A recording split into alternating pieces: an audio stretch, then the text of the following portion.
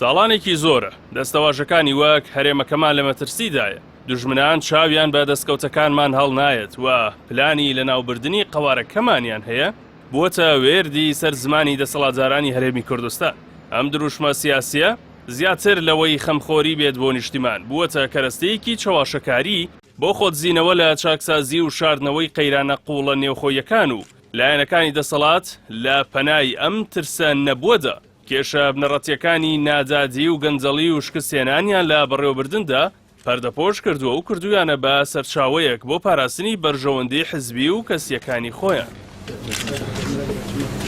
هەڵوەستە جدیەکە لێرەدایە. ئایا دەکرێت بڕوا بەو دروشمە بکرێت کە لایەنێک بە دوژمن دەناسێنێت کەچی لە وێزگەیەکی دیکەدا هەمان ئەو لایەنە بە فەرشی سوورەوە بانگهێشتی پایتەخت دەکرێت، ئاڵاکانیان لە شوێنە مێژوویەکان هەڵدەواسترێن یان دەچنە خزمەتیان و شانیان مازەکەن و وەک دۆستی دێرین وەسف دەکرێن. ئەم دوو فاقیە لە ململانێ و دۆستایەتیدا دەری دەخات کە پێناسەی دوژمن و دۆست تەنیا لە خزمەتمانەوەی دەسەڵاتی حزبیدایە نەک پاراستنی سەروەری نیشتیمان.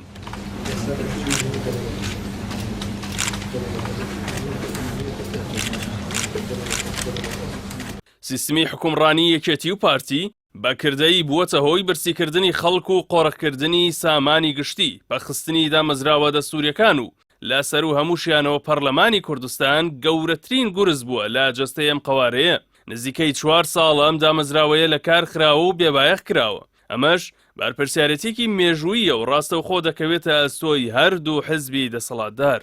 کەسوکاری ئەنفالکراوان و شەهیدان لە سەرەتاییترین مافەکانی ژیان کە ئاوی خواردنەوەیە بێبەشن. گەنجان لە چاوبێکاری ڕوو لە کۆچی مەترسیدار دەکەن. خزمەت گوزارێ گشتیەکان لە بریەوەی ئەرکی حکوومەت بن سپێردراون بە کۆمپانیا حزبیەکان و بوونەتە بارگرانیەکی دارایی گەورە لە سەرشانی هاوڵاتیان. لە بەرانبەردا تەنیا دوو گروپی بچووکی نێو دەسەڵات ژیانێکی شاهانە دەژین و هیچ باکێکیان بە داواکاریەکان نییە، بەڵکو وە کارتی فشاریش بۆ دەستکەوتی زیاتری حزبی بەکاری دەهێنن. لە ڕاستیشدا ئەمە خودی مەترسیە گەورەکەیە و قەوارەکە بەرەو پوکانەوە دەبات.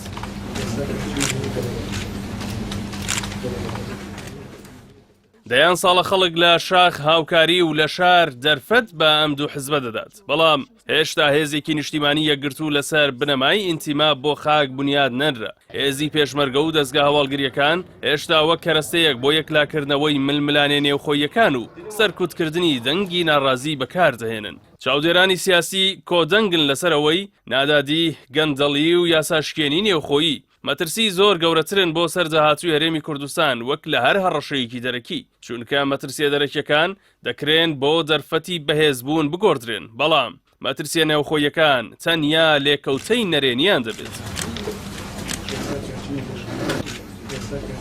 قەوارەی هەرێم کاتێک دەپارێزرێت کە بنکەیەکی جەماوەری بەهێز و دادپەروەریەکی کۆمەڵایەتی شکۆدار پاڵپشتی بێت، نەک بەردەوام لاواز بکرێت و بەرەو پوکانەوە ببرێت. ئێستا کاتی ئەوەیە خەڵک تێبگات کە بەرگری ڕاستەقینە لە کوردستان لە ڕێگەی حکومڕانی جاجگەرانە و سیستمێکی جامەزراوەیی و سەروەری یاساوە دەبێت، نەک بە دروشمی بێناوەڕۆک و قسەی بێکردار.